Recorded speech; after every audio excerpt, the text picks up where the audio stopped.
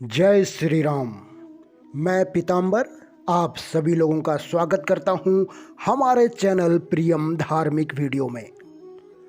दोस्तों, इस चैनल के अंतर्गत हम बात करते हैं धार्मिक, सांस्कृतिक और ज्योतिष से संबंधित वीडियो की।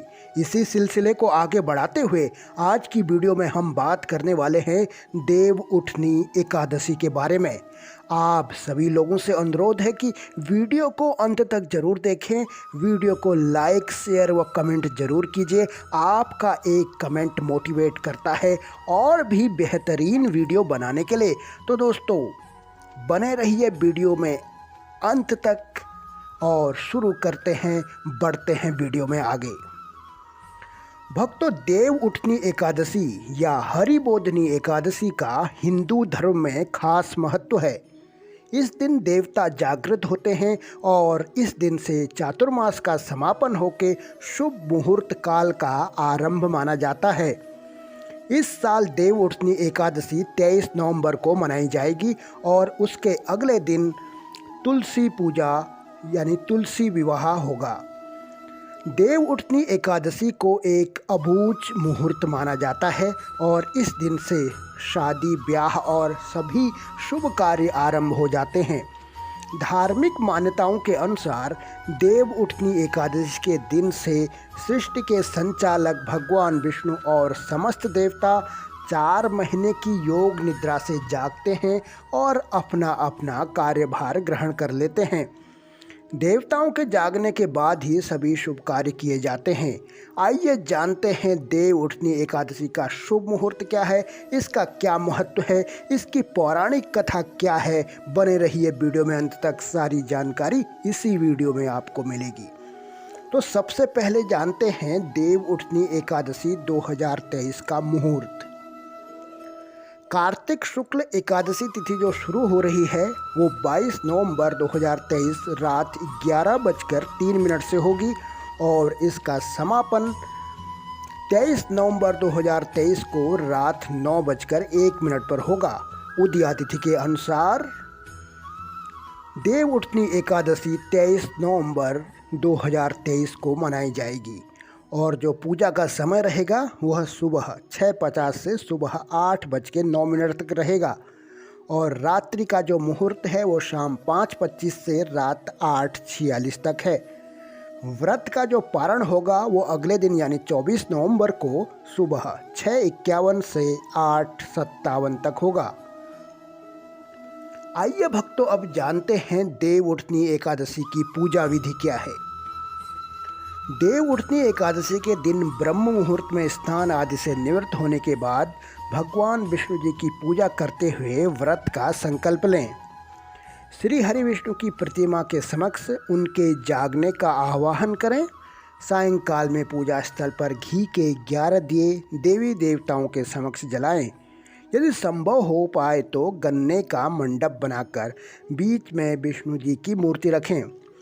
भगवान हरि को गन्ना, सिंघाड़ा, लड्डू जैसे मौसमी फल अर्पित करें।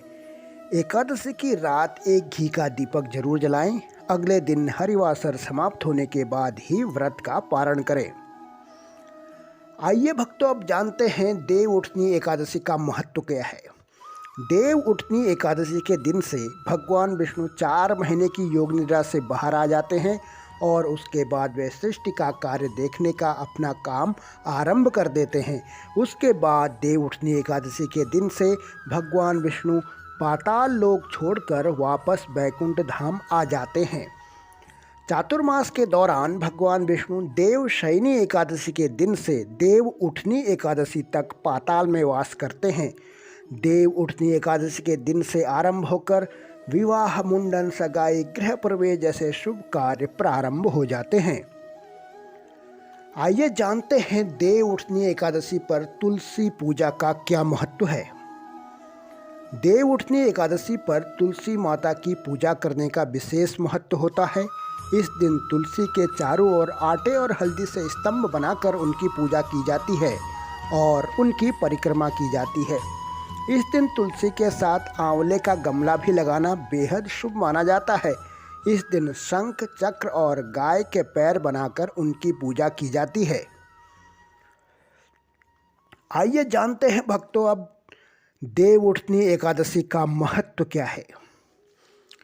एक बार धर्मराज युधिष्ठिर कहने लगे कृष्ण भगवान से, आप कृपा करके मुझे कार्तिक माह के शुक्ल पक्ष की एकादशी के विषय में बताइए।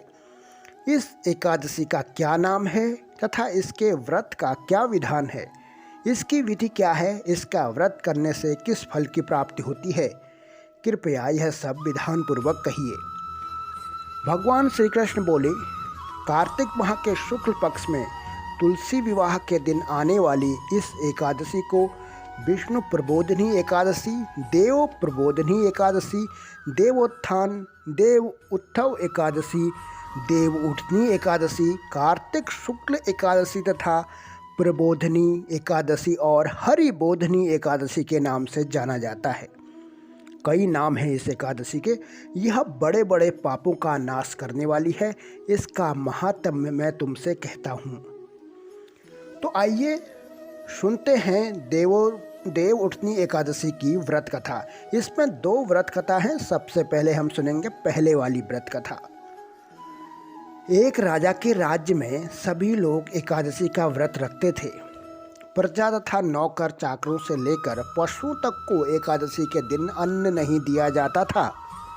एक दिन किसी दूसरे राज्य का एक व्यक्ति राजा के पास आकर बोला, महाराज कृपा करके मुझे नौकरी पर रख लें।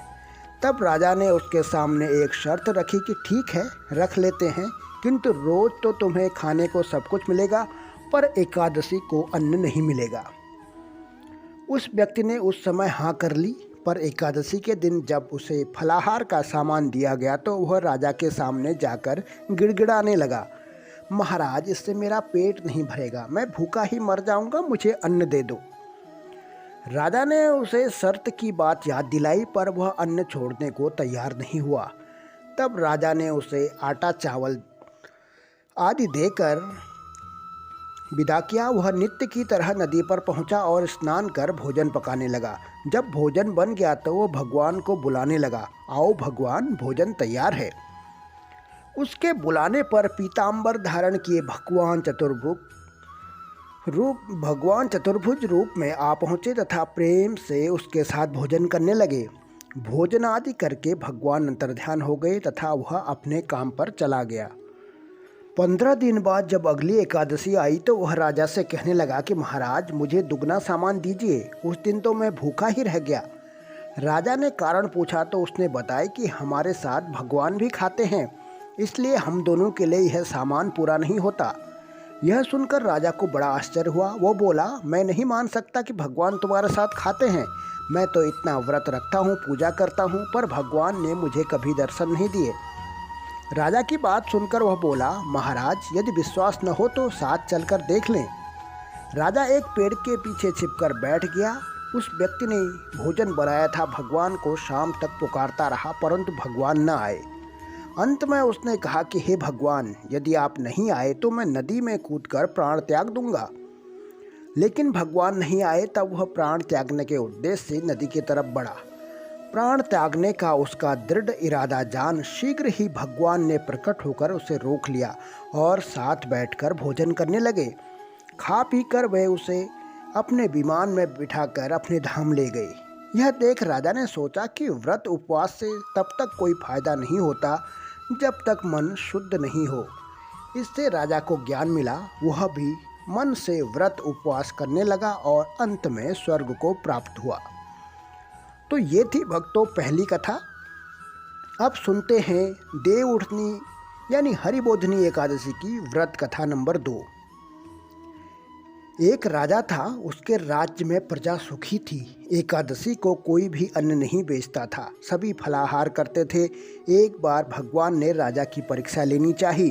भगवान ने एक सुंदरी का रूप धारण किया तथा सड़क पर बैठ गए। तभी राजा उधर से निकला और सुंदरी को देख चकित रह गया। उसने पूछा, हे सुंदरी, तुम कौन हो और इस तरह यहाँ क्यों बैठी हो? तब सुंदर स्त्री बने भगवान बोले, मैं निराश्रिता हूँ, नगर में मेरा कोई जाना पहचाना नहीं है, किससे सहायता मांगूं? राजा उसके रूप पर मोहित हो गया था। राजा बोला, तुम मेरे महल में चलकर मेरी रानी बनकर रहो। सुंदरी बोली, मैं तुम्हारी बात मानूंगी, पर तुम्हें राज्य का अधिकार मुझे सौंपना होगा। राज्य पर मेरा पूर्ण अधिकार होगा। मैं जो भी बनाऊंगी तुम्हें खाना होगा। राजा उसके रूप पर मोहित था, अतः उसकी सभी शर्तें स्वीकार कर ली। अगले दिन एकादशी थी। रानी ने हुक्म दिया कि बाजारों में अन्य दिनों की तरह अन्न बेचा जाए। उसने घर में मांस, मछली आदि पकवान तथा अन्य चीजें बनाई और परोस कर राजा को खाने के लिए कहा। यह देखकर राजा बोला, रानी, आज एकादशी है, मैं तो केवल फलाहार ही करूंगा। तब रानी ने शर्त की याद दिलाई और बोली, या तो खाना खाओ, नहीं तो मैं बड़े राजकुमार का सिर काट दूंगी। राजा ने अपनी स्थिति बड़ी रानी से कही तो बड़ी रानी बोली, महाराज, धर्म न छोड़ें, बड़े राजकुमार का सिर दे दें। पुत्र तो फिर मिल जाएगा, पर धर्म नहीं मिलेगा। इसी दौरान बड़ा राजकुमार खेलकर आ गया। माँ की आंखों में आंसू देखकर वह रोने का कारण पूछने लगा तो माँ ने उसे सारी वस्तुस्थिति बता दी। तब वह बोला, मैं सिर देने को तैयार हूँ, पिताजी के धर्म की रक्षा होगी, जरूर होगी। राजा दुखी मन से राजकुमार का सिर देने को तैयार हुआ तो रानी के रूप में भगवान विष्णु ने प्रकट होकर असली बात बताई। राजन, तुम इस कठिन परीक्षा में पास हुए। भगवान ने प्रसन्न मन से राजा से वर मांगने को कहा तो राजा बोला, आपका दिया सब कुछ है, हमारा उद्धार करें। तब भगवान तथास्तु कहकर वहां से अंतर्ध्यान हो गए। तो भक्तों, ये थी दूसरी कथा। तो दोस्तों, ये थी आज की वीडियो। आशा करते हैं वीडियो आपको ज़रूर पसंद आई होगी। इसी तरह की धार्मिक वीडियो देखने के लिए हमारे चैनल प्रियम धार्मिक वीडियो को सब्सक्राइब जरूर कर लें। वीडियो को अपने सभी दोस्तों और रिश्तेदारों के साथ अवश्य शेयर करें, क्योंकि दोस्तों, अच्छी बातें सभी तक पहुंचनी चाहिए। मिलते हैं किसी अन्य वीडियो में बहुत जल्द ही। तब तक के लिए अनुमति दीजिए अपने मित्र पीताम्बर को। जय श्री राम। ओम नमो भगवते वासुदेवाय।